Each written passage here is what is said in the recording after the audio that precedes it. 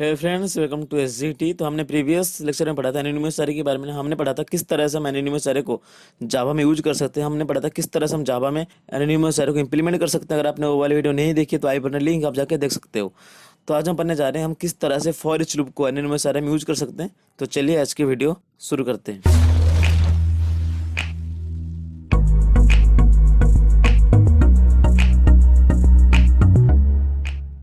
तो मैं पहले आपको बता दूं एनोनिमस अरे होती क्या है। तो अगर बात करें एनोनिमस अरे का तो इसका मतलब ये हुआ कि इसका कोई नाम नहीं होता। ये कुछ इस तरह की अरे है, इसका कोई नाम नहीं होता। अगर बात करें 1D अरे का, ये कुछ इस तरह से होती है। इंट मतलब हमने पहले डायरेक्ट डिफाइन करनी होती है किस तरह के हम एरे क्रिएट कर रहे हैं, फिर उसके बाद 1D यहाँ से, फिर उसके बाद 1D, फिर उसके बाद एरे के नाम, फिर उसके बाद जो भी आपको एलिमेंट को मन करे यहाँ पर आप स्टोर कर सकते हो।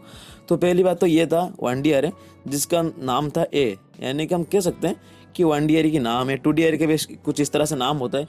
अगर हम बात करें एनोनिमस अरे का तो हम कह सकते हैं एनोनिमस अरे का कोई भी नाम नहीं होता, यानी कि एनोनिमस अरे इज ए नेमलेस अरे। ठीक है, तो अगर इसका नाम नहीं है तो हम क्यों इसको यूज कर रहे हैं? हम इसलिए इसको यूज कर रहे हैं ताकि कोई भी प्रोग्रामिंग करते वक्त, कुछ भी प्रोजेक्ट में काम करते वक्त अगर कोई भी ऐसे रिक्वायरमेंट आ गई कि हम टेम्पररी रिक्वायरमेंट आ गई, यानी कि कोई भी इस चीज़ को इंप्लीमेंट करना है प्रोग्राम में जिसको हम फॉर लिमिटेड टाइम इसको चाहते हैं। तो अगर हम बात करें कोई भी स्टूडेंट है, ठीक है, मैं चाहता हूँ ये स्टूडेंट सिर्फ क्लास में 10 डेज के लिए पढ़ने आ जाए। सिंपल है कि स्टूडेंट है, मतलब एज्यूम कर लो, ऐसे कोई होता नहीं है, मतलब आपको समझाने के लिए बता रहा हूँ मैं कि मान लो एक स्टूडेंट है जिसका नाम है गौरव। ठीक है, ये चाहता है कि जो भी हमारा कॉलेज है उसमें पढ़ने के लिए सिर्फ 10 डेज के लिए। तो बेसिकली सिर्फ 10 डेज के लिए स्टूडेंट की ऑब्जेक्ट क्रिएट करना, उसके लिए डेटाबेस क्रिएट करना, ये कोई बड़ी बात नहीं होती है। तो छोटी सी बात है। लेकिन अगर बात करें इससे भी ज़्यादा आसान वाली बात क्या है, हम कह सकते हैं जो स्टूडेंट है इसकी जो पूरी इंफॉर्मेशन इसको अगर हम एक एरे में स्टोर कर दें सिर्फ 10 डेज के लिए। अगर स्टूडेंट 10 डेज के लिए है, मतलब स्टूडेंट जब तक है तब तक एरे काम करेगा। जब स्टूडेंट कॉलेज को छोड़ देगा, यानी जब स्टूडेंट कॉलेज को लेफ्ट कर देगा तभी हमारा एरे काम करना बंद कर देगा। तो हम कह सकते हैं फॉर ए टेम्पररी रिक्वायरमेंट, मतलब फॉर इंस्टेंस यूज, मतलब कोई भी काम को अगर आप चाहते हो temporary for a limited time use करने के लिए तो आप सिंपल एनोनिमस अरे को यूज कर सकते हो। तो बेसिकली हम कह सकते हैं, फिर से बता रहा हूँ कि एनोनिमस अरे कुछ इस तरह की अरे होती है जिसका कोई नाम नहीं होता, नेमलेस अरे होती है। हम इसको इसलिए क्रिएट करते हैं ताकि for a one time use हो पाए, यानी कि फॉर इंस्टेंट यूज। सिंपल सी बात है, इंस्टेंट यूज इसलिए करें ताकि कोई भी टेम्पररी काम हो, मतलब कोई भी टेम्पररी चीज़ हो, अगर हम उसको इंप्लीमेंट करना चाहते हैं जावा की प्रोग्राम में, हम बाय यूजिंग एनोनिमस अरे हम उसको इंप्लीमेंट कर सकते हैं। तो पहली बात तो क्या होता है एनोनिमस अरे? एनोनिमस अरे होता है हमारा नेमलेस अरे, इसका कोई भी नाम नहीं होता। जैसे बात करें 1D अरे का, तो मैंने कहा इंट एरे ए, तो इसके अंदर कुछ एलिमेंट है, तो ये जो एरे है इसका नाम है ए। अगर बात करें एनोनिमस अरे का, इसका कोई भी नाम नहीं होता। तो बेसिकली इसको एक टेम्पररी पॉइंट ऑफ व्यू से बनाया गया है कि कोई भी प्रोग्रामिंग रिक्वायरमेंट अगर टेम्पररी हो तो आप सिंपल एनोनिमस अरे का यूज कर सकते हो। तो अगर आपको डिटेल में पढ़ना है क्या है एनोनिमस अरे, किस तरह से हम एनोनिमस को डिफाइन कर सकते हैं, तो सब कुछ बताया गया है। तो आई बटन में उसका लिंक है, तो आप जाके देख सकते हो। तो अभी बात करने वाले हैं कि how to use for each loop in anonymous array. ठीक है, कि हम किस तरह से फॉर ईच लूप को एनोनिमस अरे में यूज कर सकते हैं, क्योंकि ये बहुत इंपॉर्टेंट चीज़ है कि अगर कोई भी कम्पिटिटिव कोडिंग में बैठोगे तो आपको ये पूछा जाएगा कि फॉर ईच लूप आपको आना चाहिए। क्योंकि अगर आप कोई भी कलेक्शन में काम करोगे या डेटा स्ट्रक्चर में काम करोगे तो आपको कलेक्शन आना चाहिए। तो कलेक्शन के लिए फॉर ईच लूप आना चाहिए, क्योंकि फॉर ईच लूप की मदद से हम कोई भी एलिमेंट अगर स्टोर करी गई है कलेक्शन के अंदर तो हम उसको 1 बाय 1 रिट्रीव करवा सकते हैं by using for each loop. तो बेसिकली फॉर ईच लूप का काम ये है कि जो भी एलिमेंट कलेक्शन में स्टोर करी गई है उसको 1 बाय 1 रिट्रीव करवाना, और रिट्रीव करने के बाद आप जो भी ऑपरेशन चाहो उसको परफॉर्म कर सकते हो। तो बेसिकली क्या होती है फॉर ईच लूप, अगर आपको नहीं पता तो आई बटन लिंक है, फॉर ईच लूप को आप जाके देख सकते हो। तो पहली बात हम बात करने वाले हैं कि फॉर ईच लूप को हम किस तरह से एनोनिमस अरे में यूज कर सकते हैं। तो अगर बात करें 1D अरे का, तो 1D अरे में किस तरह से हम एनोनिमस अरे को यूज करते हैं। तो अगर बात करें 1D अरे का, कुछ इस तरह से होते हैं इंट, फिर 1D अरे, फिर एरे के नाम, फिर उसके अंदर कुछ एलिमेंट। मान लो मैंने कुछ इस तरह से करा, मैं कर 10, 20, 30 और 40। मान लो ये चारों एलिमेंट जो कि 10, 20, 30, 40 जो कि मेरा 1D अरे में स्टोर करी गई है जिसका नाम है ए। सिंपल सी बात है, ये हमारा एरे है जिसके अंदर कुछ एलिमेंट स्टोर करी गई है। मैंने आपको बताया था कि फॉर ईच लूप की मदद से जो भी एलिमेंट हम कलेक्शन के अंदर स्टोर करते हैं हम उसको 1 बाय 1 रिट्रीव करवा सकते हैं। तो बेसिकली हम किस तरह से कर सकते हैं इसको, तो मान लो मैंने कुछ तरह से करा, मैंने करा फॉर। तो फॉर इसलिए करें ताकि पता होना चाहिए कि हम फॉर ईच लूप में काम कर रहे हैं। फिर उसके बाद for each element in A, simple है, फॉर ईच एलिमेंट इन ए, तो हमको उसकी रेफरेंस में एक दूसरा एलिमेंट डालना पड़ेगा। तो हम क्या करेंगे, फॉर ईच एलिमेंट ऑफ ए जो भी एलिमेंट ए के अंदर स्टोर करी गई है उसको स्टोर कर दो आप एक्स में। अगर हम एक्स में स्टोर करेंगे तो जब भी हम कोई भी चीज़ को स्टोर करते हैं वो एक वेरिएबल होना चाहिए। तो एक्स हमारा किस तरह की वेरिएबल होना चाहिए, एक्स हमारा होना चाहिए इन टाइप का वेरिएबल, क्योंकि जो हमारा एरे है वो भी इंटीजर टाइप का एरे है। तो जो भी हमारे वेरिएबल हम क्रिएट करेंगे वो हमारे इंटीजर टाइप का होना चाहिए। तो इसका मतलब ये हुआ फॉर ईच एलिमेंट ऑफ ए, जितने भी एलिमेंट एक्स ए के अंदर है वो आके एक्स के अंदर स्टोर हो जाए। सिंपल से मतलब है इसका। तो बेसिकली जो भी एलिमेंट है वो रिट्रीव हो चुके हैं। फिर हो गया हमारा फॉर ईच लूप का बॉडी। तो अब चाहो तो इसके अंदर कोई भी ऑपरेशन हो आप परफॉर्म कर सकते हो। तो बेसिकली ये था for each loop for 1D array. अगर हम बात करें 2D एरे का तो बेसिकली हम कुछ इस तरह से कर सकते हैं। मैंने कहा इंट यहाँ पर 2 डायमेंशन तक पता चल रहा है कि हम 2D एरे में काम कर रहे हैं। फिर उसके बाद एरे की नाम, फिर उसके बाद हम कुछ एलिमेंट को स्टोर करते हैं। तो मान लो मैंने यहाँ पर करा 10, 20 और 30, बस छोटा छोटा एलिमेंट स्टोर करते हैं समझाने के लिए बस। तो फिर मैंने यहाँ पर करा 40, 45, फिर मैंने करा 78। तो मान लो ये मेरा 2D एरे है। 2D एरे में 2 डायमेंशंस में चीज़ों को स्टोर करी जाती है। जैसे 1D एरे में था वो 10, 20, 30, 40, सिंपल यहाँ पर एक ही डायमेंशन था। अगर बात करें 2D एरे का तो यहाँ पर 2 डायमेंशन यानी कि 10, 20, 30 एक डायमेंशन से। अगर हम बात करें दूसरी डायमेंशन का जो कि 40, 45 और 78, तो बेसिकली ये एक 2D एरे है, तो एक इन टाइप का एरे है। तो मैं चाहता हूँ इस एरे के लिए फॉर ईच लूप को क्रिएट करने के लिए किस तरह से कर सकता हूँ। मैं करूँगा फॉर, मैंने करूँगा इन टाइप का एरे, फिर उसके बाद एरे की नाम, सिंपल है। तो फिर फॉर लूप की बॉडी, फिर उसके बाद और एक हम लूप क्रिएट करेंगे वो भी फॉर ईच लूप होगा। तो हम किस तरह से करेंगे हम फॉर, फिर उसके बाद क्या करेंगे हम करेंगे, देखो एक बात बताओ कि ये एक एरे था 10, 20, 30, ये एक एरे था ना। मतलब 2D एरे में क्या होती है, 2D arrays of array of arrays, यानी कि 2D एरे क्या होती है, एरे ऑफ एरेज, यानी कि इसके अंदर मल्टीपल एरेज हो सकते हैं। तो बेसिकली 10, 20, 30 ये एक एरे है। तो बात करें 40, 45, 78 ये भी एक दूसरा एरे है। तो ये दो जो हैं ये दोनों एरे हैं। तो हम इसीलिए यहाँ पर, अगर मैंने आपको बताया था कि जो फॉर ईच लूप है वो 1 by 1 चीज़ों को रिट्रीव करता है। तो बेसिकली यहाँ पर 2 एलिमेंट है ना, ये पहला एलिमेंट और दूसरा एलिमेंट। एरे की पॉइंट ऑफ व्यू से सोचो, ये पहला एलिमेंट है, दूसरा एलिमेंट है। तो पहला एलिमेंट एरे है तो हम सिंपल यहाँ पर एरे क्रिएट करें। तो मैंने कहा इंट एरे कोलन ए। तो एरे रिट्रीव होने के बाद जो पहला एरे हमको मिल चुका है, तो हम क्या करेंगे, जितने भी एलिमेंट ए के अंदर है, एक अंदर 2 एलिमेंट है 10, 20, 30 ये पहला एलिमेंट। अगर हम बात करें दूसरे एलिमेंट का जो कि 40, 55 और 78 ये 2 एलिमेंट है। जितने भी एलिमेंट ए के अंदर है वो बाय डिफॉल्ट आई के अंदर आ जाएंगे। तो आई हमारे एरे इसलिए बनाया गया क्योंकि ये जो 10, 20, 30 है ये एक एरे है और 40, 45, 78 दूसरा एरे है। तो बेसिकली हम क्या करेंगे, आई के अंदर जितने भी एरे है उसको हम फिर दूसरी फॉर ईच लूप से रिट्रीव करेंगे। किस तरह से करेंगे, तो मान लो मैंने कुछ इस तरह से करा, मैंने करा इंट एक्स कोलन आई, तो फिर इस फॉर ईच लूप का बॉडी। तो बेसिकली ये था 2D एरे के लिए फॉर ईच लूप। तो अगर आपको डिटेल में पढ़ना है चीज़ें क्या होती है, किस तरह से चीज़ें फ्लो करती है, तो मैं बता दूं आई बटन में लिंक है, तो आपको मिल जाएगा उस वीडियो, आप देख सकते हो किस तरह से 2D एरे में हम फॉर ईच लूप को यूज कर सकते हैं। तो अभी बात करते हैं एनोनिमस एरे की। तो चलिए देखते हैं किस तरह से हम फॉर ईच लूप को एनोनिमस एरे में यूज कर सकते हैं। तो मैं बता दूं आपको, जो एनोनिमस एरे है ये 1D एरे भी हो सकता है, 2D एरे भी हो सकता है। यानी कि अगर चाहो आप 1D एरे के लिए फॉर ईच लूप का यूज कर सकते हो। अगर बात करें 2D एरे का, तो सिंपल जो भी प्रोसीजर है 2D एरे के लिए आप उसको भी फॉलो कर सकते हो। बेसिकली हम यहाँ पर क्रिएट करेंगे 1D एरे, मतलब एक 1D एरे क्रिएट करेंगे जो कि एनोनिमस एरे होगा, इनका कोई नाम नहीं होगा। चलिए इसको प्रोग्राम में इंप्लीमेंट करके देखते हैं। तो जावा में कोड लिखने के लिए जो टेक्स्ट एडिटर है उसको ओपन कर चुका हूँ। तो पहले मैं इसको सेव करता हूँ। तो सेव हम करते हैं SGD नाम की फोल्डर पे। तो लेट मी सर्च इट।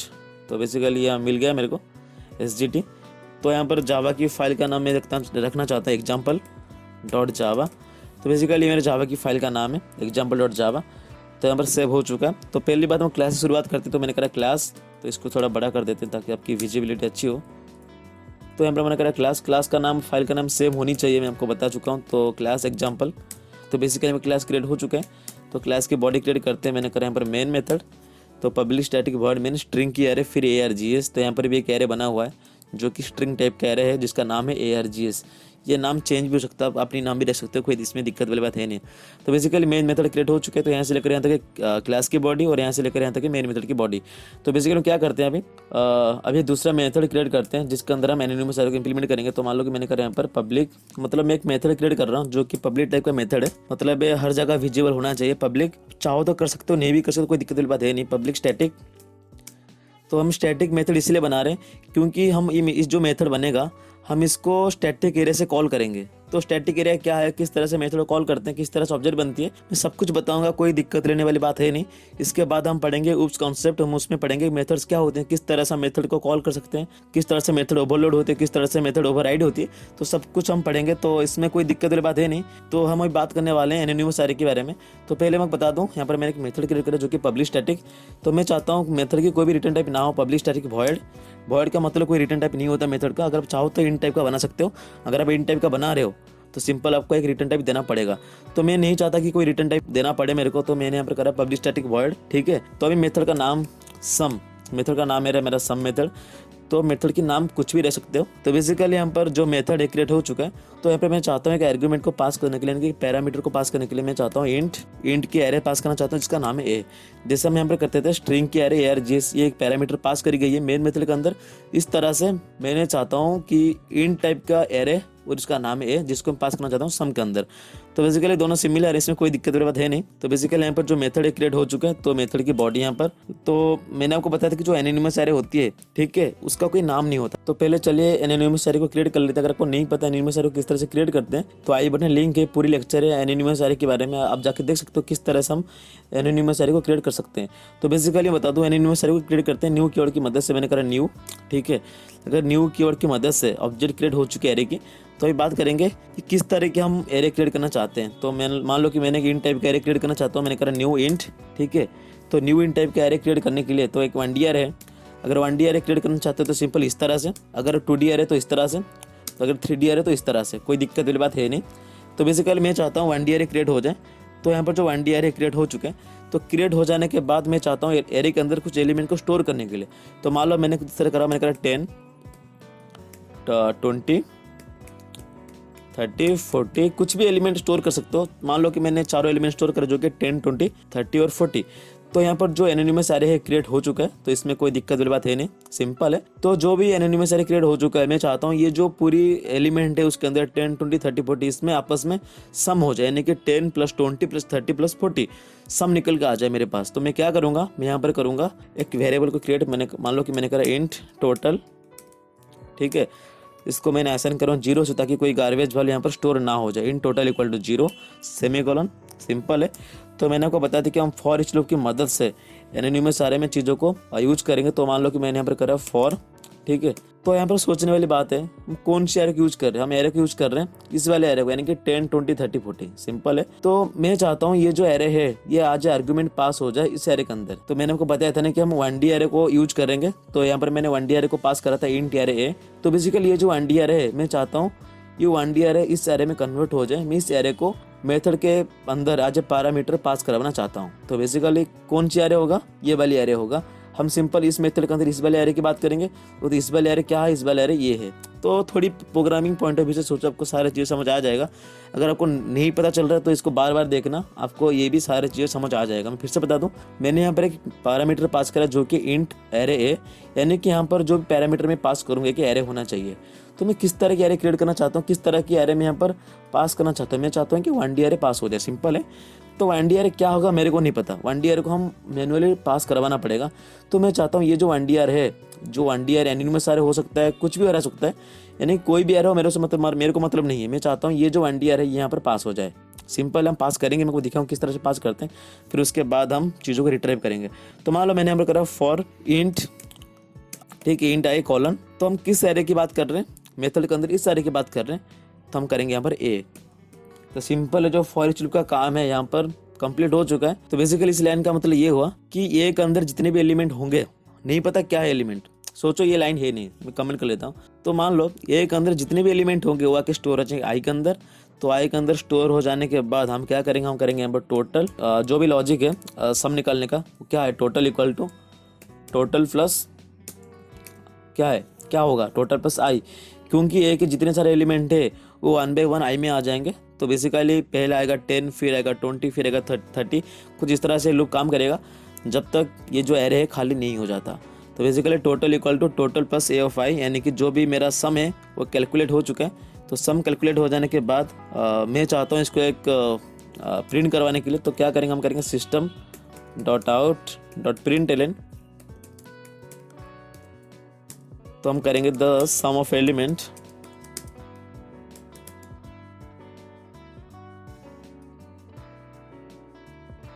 कहाँ पे स्टोर करी जाएगी, टोटल के अंदर स्टोर करी। हमने यहाँ पर करा total equal to total plus AOF, तो टोटल के अंदर सम को स्टोर करी जाएगी, तो मैंने यहाँ पर करा प्लस टोटल। तो बेसिकली जो प्रोग्राम है अभी भी नहीं बना है, थोड़ी सी बाकी है। क्या बाकी है कि इस जो पैरामीटर है इसको हमको पास करवाना है। तो क्या करेंगे, तो यहाँ पर जो एरे है क्रिएट हो चुका है। तो मैं चाहता हूँ एक क्लास का ऑब्जेक्ट बनाने के लिए मैंने यहाँ पर करा example equal to new example. तो जो भी मेरा क्लास है उसका एरे बन चुका है, जो कि एग्जाम्पल क्लास था। Example equal to new example, new keyword की मदद से मैंने ऑब्जेक्ट क्रिएट करा एग्जाम्पल क्लास का। तो बेसिकली यहाँ पर जो भी एग्जाम्पल क्लास है उसका भी एरे क्रिएट हो चुका है। इसको मैं थोड़ी देर के लिए कॉपी करता हूँ, मैं को बता दूँ किस तरह से काम करता है। ई डॉट, ठीक है, ई डॉट मतलब हम ऑब्जेक्ट के रेफरेंस को यूज करके मेथड को कॉल करेंगे, ई डॉट सम, ठीक है। फिर सम के अंदर हम कोई पैरामीटर को पास करेंगे। मैं चाहता हूँ ये वाला पैरामीटर पास हो जाए। तो यहाँ पर क्या हो रहा है, यहाँ पर ध्यान से देखिएगा। मैं चाहता हूँ ये जो ई है, ई हमारा है ऑब्जेक्ट की रेफरेंस, सिंपल है। तो हम ऑब्जेक्ट की रेफरेंस की मदद से हम कोई भी मेथड जावा के अंदर हम ऑब्जेक्ट की रेफरेंस की मदद से उसको एक्सेस करते हैं। तो ये हमारा सम जो है, सम हमारा मेथड है, मेथड का नाम है, ठीक है। ई डॉट सम मतलब मेथड तो कॉल हो चुका है, लेकिन मेथड के अंदर ये मांग रहे कुछ पैरामीटर, यानी कि कोई एरे को हमको यहाँ पर डालना पड़ेगा, कुछ एरे को हम यहाँ पर पास करना पड़ेगा। तो यहाँ पर मैं इस वाले एरे को यहाँ पर पास कर रहा हूँ। तो यहाँ पर जो प्रोग्राम है यहाँ पर बिल्कुल बन के तैयार है। तो पहले इसको सेव करते हैं हम। तो सेव होने के बाद यहाँ पर CMD ओपन करते हैं। तो जो CMD ओपन हो चुका है, तो पहले इसको कंपाइल करते हैं। मैंने कहा जावा एग्जाम्पल डॉट जावा, जावा सी एग्जाम्पल डॉट जावा, हम कंपाइल कर रहे हैं यहाँ पर। तो आप देख सकते हो जो प्रोग्राम है बिल्कुल चल रहा है, इसमें कोई भी एरर नहीं है, बिल्कुल प्रोग्राम जो एरर फ्री है। तो पहले तो इसको रन करते हैं। मैंने कहा जावा एग्जाम्पल। तो हम देख सकते हो sum of elements of an array is 100। तो अगर चाहो तो आप एलिमेंट को इंक्रीज भी करवा सकते हो, करके दिखा देता हूँ मैं आपको। तो यहाँ पर था 10, 20, 30, 40। तो यहाँ पर करते हैं 50। मान लो कि मैंने करा 90, 96 कर लेते हैं। कुछ भी एलिमेंट आप स्टोर कर सकते हो। मान लो कि मैंने करा 85। तो फिर इसको सेव करते हैं। तो अभी इसको कंपेयर करते हैं जावा से एग्जाम्पल जावा, बिल्कुल चल रहा है, कोई भी एरर नहीं है इसमें। तो sum of elements of array is 331। तो बिल्कुल प्रोग्राम चल रहा है, इसमें कोई दिक्कत वाली एरर रहे नहीं। तो ये था आज का लेक्चर, आपको बताने के लिए हम किस तरह से फॉर ईच लूप को एनोनिमस एरे में यूज कर सकते हैं। आई होप आपको सारी चीजें समझ आ गई होगी। अगर आपको डिटेल में पढ़ना है एनोनिमस एरे के बारे में, फॉर ईच लूप के बारे में, 2D एरे, 1D एरे, जो भी चीजें हैं, अगर वो डिटेल में पढ़ने हैं तो आई बटन लिंक है, आप जाके देख सकते हो।